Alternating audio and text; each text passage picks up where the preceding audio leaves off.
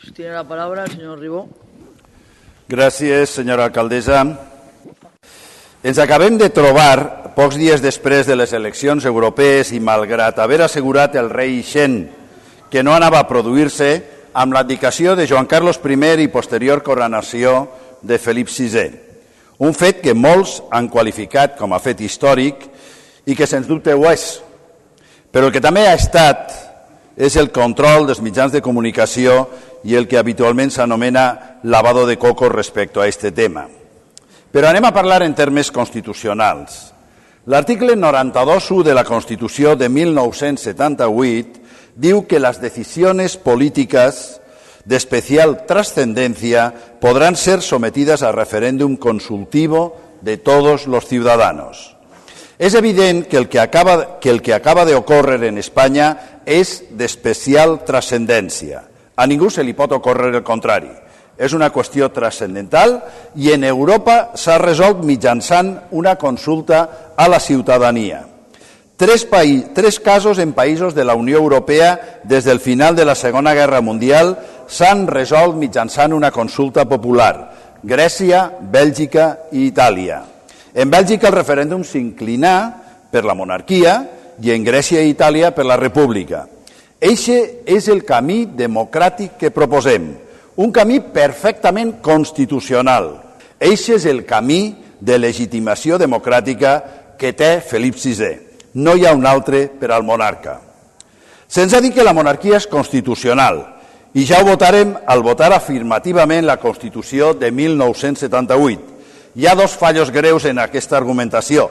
La primera és que avui més del 56% dels possibles votants de la ciutat d'un referèndum no pogueren fer-ho en 1978 per no tenir encara els 18 anys preceptius, més de la meitat. La Constitució ja té molts anys i no és un llibre sagrat, intocable, com poden ser el Coran o la Bíblia. La segona raó és que la monarquia va ser imposada pel dictador Franco i era una condició sine qua non per a poder avançar en la transició política. Vam tenir abans rei que Constitució democràtica. Que ningú oblide que la Constitució va ser redactada sota la pressió brutal de l'exèrcit franquista i dels poders fàctics de la dictadura. Diuen que els esborranys de la Comissió Constitucional aprovada en cada sessió eren cada dia analitzats per la cúpula militar. L'intent de cop d'estat de 1981 va palesar que els perills no eren broma. Quan votàrem sí a la Constitució, els que votaren sí, per suposat, votàvem monarquia o república. Altres votaren no, com per exemple el representant d'Aliança Popular de València, on militava l'alcaldessa doña Rita Barberà. En Espanya, la història dels Borbons no ha estat precisament exemplar amb els comportaments democràtics. En el País Valencià encara menys.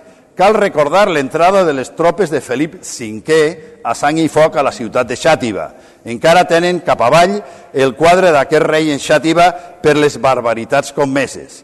En València, des de 1898 fins a 1932, 12 vegades es va votar a eleccions generals. En 10 d'elles guanyaren els partits republicans encapçalats pel partit de don Vicente Blasco Ibáñez, un valencià universal al començament del segle XX. En les eleccions municipals del 32, els republicans triplicaren en vots als monàrquics a la ciutat de València, que va ser una de les primeres en proclamar la república. Durant la Guerra Civil, acabe de seguida, provocada per l'agressió franquista, València va ser capital de la república. Gracias. Y dicen ustedes algo tan divertido, Señor Grau, por favor, como que los españoles menores de 52 años no pudieron votar la Constitución. Pues no le cuento a los norteamericanos que la aprobaron en el 17 de septiembre de 1787, o los franceses, que tienen la Constitución que promulgó la Quinta República Francesa en 1988, con el general de Gaulle al frente. Y nadie la cuestiona. por favor, señor Y nadie Grau. la cuestiona. Podíamos aprender un poquito de la historia y dejarnos un poquito ya de tener las orejeras y solo pensar en sectarismos. Gracias. Señor Ribó. Sí, gràcies. Jo reconec que vostès, els del Partit Popular, s'esforcen molt en la defensa de la monarquia. Vam llegir el bando entusiasta de l'alcaldessa amb alguna condició històrica estranya i hem vist que la rapidesa de ser el primer o un dels primers ajuntaments en canviar el tema. Però mire, València no ha estat així històricament. Les dades que li he donat són dades històriques.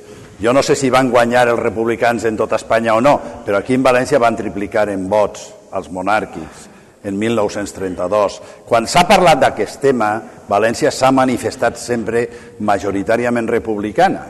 I entonces jo no sé el que volen. Mire, jo no qüestione monarquia o república. Jo li he dit a nosaltres preferim república, però bueno, vale, el que diga la gent. És que hi ha un article de la Constitució claríssim que diu que en temes d'especial transcendència s'ha de consultar. Quina por tenen? El que passa és que no hem de tenir por a la gent, a la ciutadania. I això és el problema que tenen vostès i algú més que vostès.